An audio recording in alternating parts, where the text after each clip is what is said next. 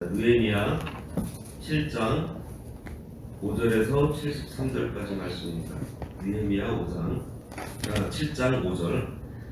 내 하나님이 내 마음을 감동하사 귀족들과 민장들과 백성을 모아 그 계보대로 등록하게 하심으로 내가 처음으로 돌아온 자의 계보를 얻었는데 거기에 기록된 것을 보면 옛적에 바벨론 왕 느부갓네살에게 사로잡혀갔던 자들 중에서 노임을 받고 예루살렘과 유다에 돌아와 각기 자기들의 성읍에 이른 자들 곧 스룹바벨과 예수아와 느헤미야와 아사랴와 라함야와 나하마니와 모르드게와 빌상과 미스베렉과 비그웨와 르훔과 바하나와 함께 나온 이스라엘 백성의 명수가 이러하니라.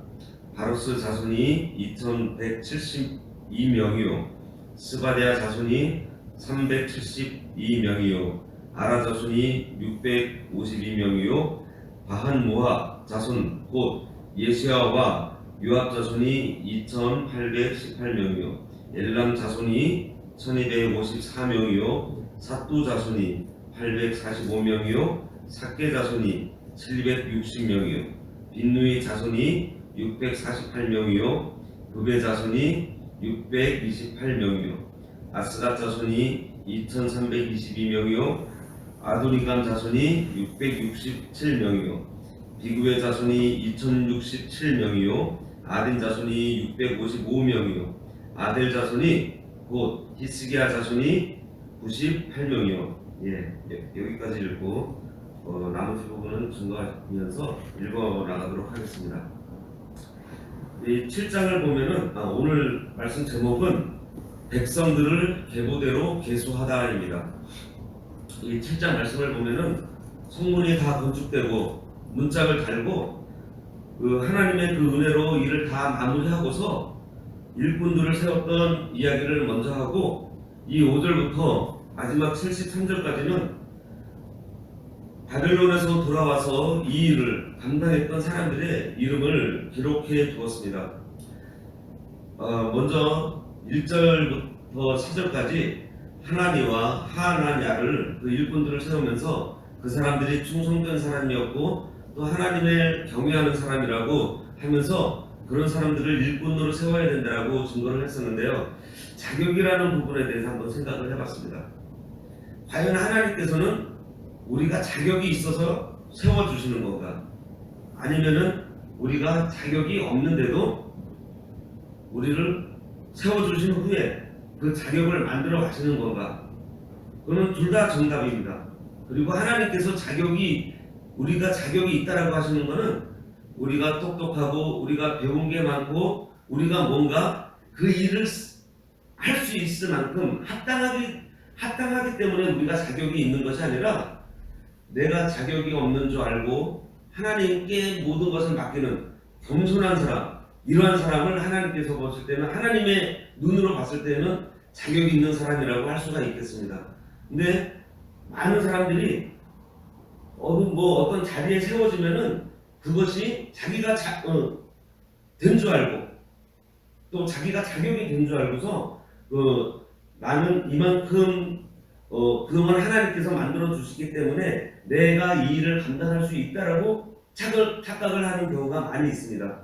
하지만 하나님께서는 그 자격은 하나님께서 원하시는 자격이 아니라는 것이죠.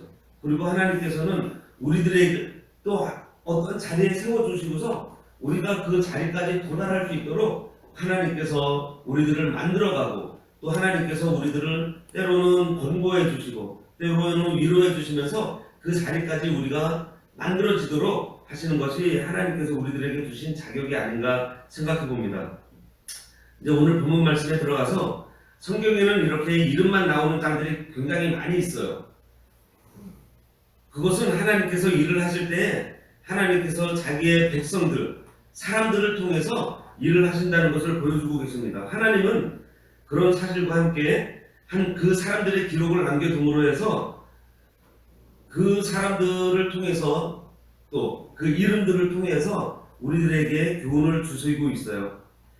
이렇게 하나님께서는 느헤미야를 통해서 백성들을 또 일일이 살피는 일을 했습니다. 여기 보면은 굉장히 많은 사람들의 이름이 나와 있는데 느헤미야가 이 사람들을 일일이 살폈다라는 거죠. 먼저 5절에서 이 65절까지는 이 백성들을 계보대로 계수하는 그러한 내용들입니다. 5절에서 7절에 내 하나님이 내 마음을 감동하사 귀족들과 민장들과 백성을 모아 그 계보대로 등록하게 하심으로 내가 처음으로 돌아온 자의 계보를 얻었는데 거기에 기록된 것을 보면 옛적에 바벨론 왕 느부갓네살에게 사로잡혀 갔던 자들 중에서 노임을 받고 예루살렘과 유다에 돌아와 각기 자기들의 성읍에 이른 자들 곧 스룹바벨과 예수아와 느헤미야와 아사랴와 라하미야와 나하마니와 모르드게와 빌산과 미스베렉과 비그웨와 느흠과 바하나와 함께 나온 이스라엘 백성의 명수가 이러하니라 그랬습니다. 5절에서 65절까지는 바빌론 포로에서 처음으로 귀환한 사람들, 1차 포로 귀환이야죠. 에스라와 같이 왔던 그러한 사람들입니다. 하나님께서 이 성령의 감동으로 이 족보를 에스라를 통해서 기록하게 하셨고, 또 하나님께서 그거를 느헤미야가 이 계보를 얻도록 해주셨어요.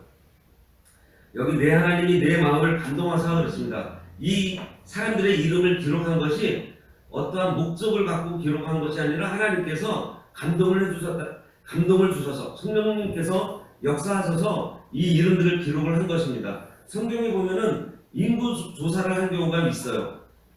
이스라엘 백성이 애굽에서 출애굽해서 가나안 땅으로 처음에 나왔을 때 인구 조사를 하게 하셨고요. 또 가나안 강화의 생활을 하면서 가나안에 들어가기 전에도 인구 조사를 하게 하셨습니다. 이렇게 하나님께서 명령해서 인구 조사를 한 경우도 있고, 또 다윗 같은 경우는 인구 조사를 한 경우가 있어요. 근데 그것은 하나님께서 명하신 것이 아니라 다윗이 자기의 인구, 마병, 또 자기의 그 계수를 함으로 해가지고 자기가 당한 것을 그것으로 하나님으로 만족하지 않고 자기가 가지고 있는 그 인구들과 그런 마병 또 그런 병기들을 의지했던 그런 사건들이 있습니다. 그런 것들을 기록을 해주심으로 해서 우리가 오늘 여기에 나오는 이 이름들, 이런 것들은 우리가 하나님께서 우리들을 사람을 통해서 일을 하신다는 것을 가르쳐주고 계세요. 그리고 이 명단은 그냥 기록된 것이 아니라 성령의 감동에 의해서 기록되어진 것을 알 수가 있습니다. 여기에서 귀족들은 방백이나 왕족들입니다. 이 돌아온 사람들 중에서도 왕족 출신이나 또 이 방백들이 많이 있었어요. 이 사람들은 지도자들입니다. 또 민장은 민간의 장이라는 뜻으로 지방이나 자기 가문의 지도자들입니다. 아주 작은 그 가정에서 또 자기 가문에서의 지도자부터 많은 지도자들이 이때 1차 포로기한 때 돌아왔어요. 그리고 이들을 계보대로, 계통대로, 이 계통이라는 말이 중국말로는 시통이라고 그러거든요. 근데 이 시통이라는 게 또 요즘 말로 이렇게 또 번역을 해보면 시스템이라는 거예요. 시스템. 그러니까 굉장히 체계적으로 인구 조사를 하고 또 그 사람들을 기록을 했다라는 것입니다. 그러니까 하나님께서 지혜를 주셔가지고 어떤 시스템을 만들어 가신 거예요. 하나님께서는 이렇게 규모 있게 또 이 시스템을 따라서 사람을 통해서 역사하신 하나님의 은혜를 이렇게 느헤미야 7장에서 기록으로 남겨두셨습니다. 여기서 보면은 스룹바벨이라는 사람이 나오고 예수아가 나오고 느헤미야가 나오고 모르드게가 나와요. 근데 이 스룹바벨은 이 돌아온 사람들의 1차 포로기한 때 돌아온 사람들에서 대표가 되는 사람입니다. 스룹바벨은 왕족 출신이고 또 이 스룹바벨은 돌아가서 예루살렘과 이스라엘을 다스리는 그 대표로 일을 했던 사람이에요. 그리고 돌아와서 스룹바벨이 성전을 재건을 하는데 그래서 이 성전을 스룹바벨 성전이라고 해요. 솔로몬이 세운 성전을 솔로몬 성전이라고 하고 스룹바벨이 포로기안에서 세운 성전을 스룹바벨 성전, 그리고 예수님이 계셨을 때에 있었던 그 성전은 헤롯이 지었다고 해서 헤롯 성전이라고 합니다. 또 이 예수아는 여호수아라고 부르기도 하는데 당시의 대제사장이었습니다. 그리고 여기에서 나오는 느헤미야와 모르드게는 지금 본문의 느헤미야가 아닌 그 동명 이인으로 학자들은 보고 있습니다. 그리고 이 7장 38절까지 보면은 주로 일반 백성들이 돌아온 내용이에요. 여기에 보면은 어떤 자손은 2,000명이 넘고 또 어떤 자손은 몇십 명밖에 안 되고 그 각자 어떠한 그 사람의 그 가문의 그 번성함과 또 번성하지 못함이 이러한 데서 나와 있습니다. 그리고 39절에는 제사장들이 돌아온 내용입니다. 또 이 제사장들도 보면은 이 여기 왔었을 때에 그 인구 비례해서 굉장히 사람들이 많이 있었어요. 또 43절에서 45절에 보면은 레위 사람들은 호디아 자손 곧 예수아와 감미엘 자손이 74명이요 노래하는 자들은 아삽 자손이 148명이요 문지기들은 살룸 자손과 아델 자손과 달문 자손과 악굽 자손과 하디다 자손과 소벨 자손이 모두 138명이었느니라 그랬습니다. 이 레위 사람들이 돌아온 내용입니다. 레위 사람들은 제사장을 보조하는 일을 하는 사람들이에요.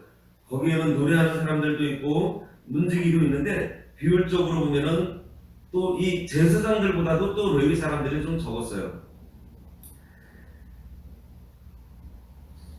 그리고 46절에서 56절에는 느비딘 사람들은 시아 자손과 하수바 자손과 다바옷 자손과 베로스 자손과 시아 자손과 바돈 자손과 르바나 자손과 하가바 자손과 살데 자손과 하난 자손과 깃델 자손과 가할 자손과 르아야 자손과 르신 자손과 느고다 자손과 갓삼 자손과 우사 자손과 바세아 자손과 베세 자손과 무으님 자손과 느비스심 자손과 박국 자손과 하구바 자손과 할호 자손과 바슬리 자손과 무이다 자손과 하르사 자손과 바르고스 자손과 시스라 자손과 데마 자손과 루시아 자손과 하디바 자손이었느니라 했습니다. 이 느비dim 사람들이 나온 내용인데요. 이들은 기브온 백성의 남은 사람들입니다. 이 기브온 백성은 여호수아 9장에서 보면은 여호수아가 가나안 땅을 정복할 때에 이 기브온 백성들이 여호수아를 속이고 멀리 있는 사람, 멀리서 온 사람처럼 다 떨어진 옷을 입고 곰팡이 핀 떡을 가져왔을 때 여호수아가 하나님께 묻지 않고 맹세함으로써 살려두게 된 사람들입니다. 그 사람들을 살려두어서 그동안 그때 당시에 성전에서 허드렛 일을 시키는 일을 맡겼습니다.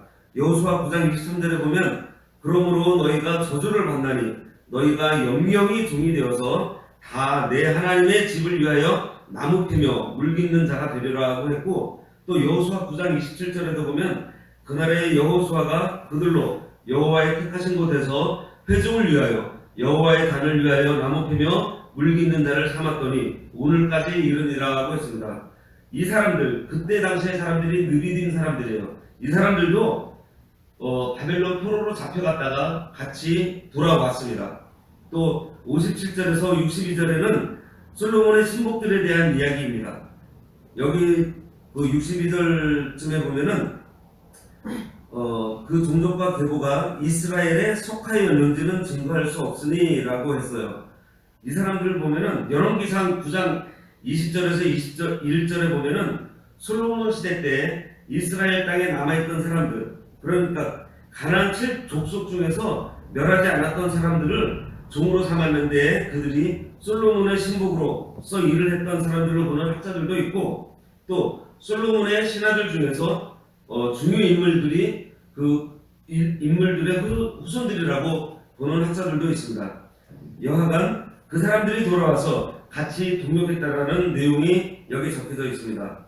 또 63절에서 65절에 제사장 중에는 호바야 자손과 하코스 자손과 바르실레 자손이니 바르실레는 길르앗 사람 바르실레의 딸 중에 하나로 아내를 삼고 바르실레의 이름으로 이름한 자라. 이 사람들이 계보 중에서 자기 이름을 찾아도 얻지 못함으로 저희를 부정하게 여겨 제사장의 직분을 행치 못하게 하고 방백이 저희에게 명하여 우림과 둠밈을 가진 제사장이 일어나기 전에는 지성물을 먹지 말라 하였느니라 그랬습니다. 이제 이 사람들도 제사장들 중에서 족보에 올라와 있지 않은 사람들이에요. 이 사람들이 계보 중에서 자기 이름을 찾아도 얻지 못한 거로 밝혀질 때까지는 하나님의 일을 하지 않도록 했습니다. 우림과 둠밈은 제사장으로서 대제사장의 그 옷 속에 있는 보석을 꺼내가지고 하나님의 뜻을 밝히는 것인데, 그것을 통해서 그들이 하나님의 제사장으로 일을 하던 분이었는지 아니었는지를 확증이 되었을 경우에 그 사람을 제사장의 직분으로 일을 할 수 있게 하고 또 제사장이 먹을 수 있는 지성물을 먹게 했습니다. 이렇게 느헤미야는 하나님의 일을 할 때에 적당하지 않게 적당하게 이렇게 적당하게 들이무을 넘어가지 않고 굉장히 철저하게 일을 했음을 알 수가 있습니다. 족보가 확실하지 않고 희미한 사람은 하나님의 제사장이 될 수 없다는 것을 여기서는 가르쳐주고 있어요. 우리가 교회에서나 우리가 어떠한 일을 할 때에도 그 직분을 세울 때 이렇게 좀 인본주의로 인정이 끌린다거나 또 저 사람이 좀 배운 게 많고 똑똑하니까 이 일에 맞겠다, 또 재산이 많고 또 유명하고 영향력이 있고 또 굉장히 열심히 하는 사람이니까 저 사람이 이 일을 해야 돼, 이것을 보는 것이 아니라 그분의 중심이 하나님에 있는지 그것을 보고서 우리가 일꾼을 세워야 되겠습니다. 그리고 66절에서 69절에는 노비들과 가축의 수를 계수를 했어요. 바빌론 포로에서 처음으로 돌아온 유다인의 총수가 42,360명입니다. 근데 이 수를 에스라 2장 64절에 보면은 온 회중의 합계가 42,360명이요 하고 나와 있습니다. 그 수는 느헤미야가 기록한 수와 에스라가 기록한 수가 같아요.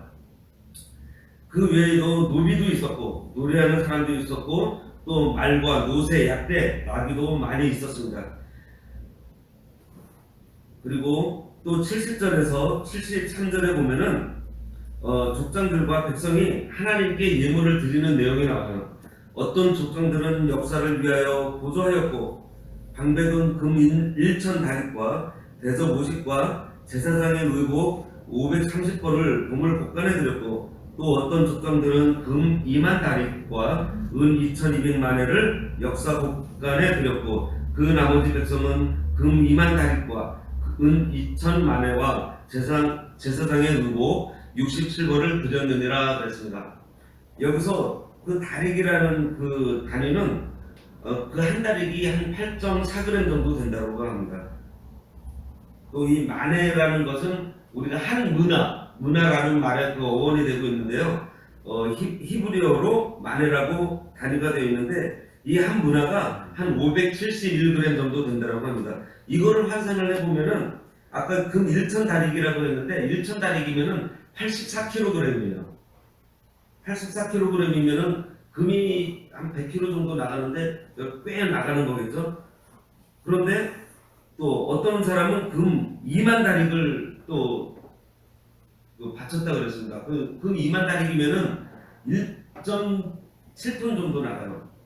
한 1,700kg. 그러니까 정확하게 하면은 1,680kg. 그러니까 굉장히 많은 예물을 이 사람들이 하나님께 드렸습니다.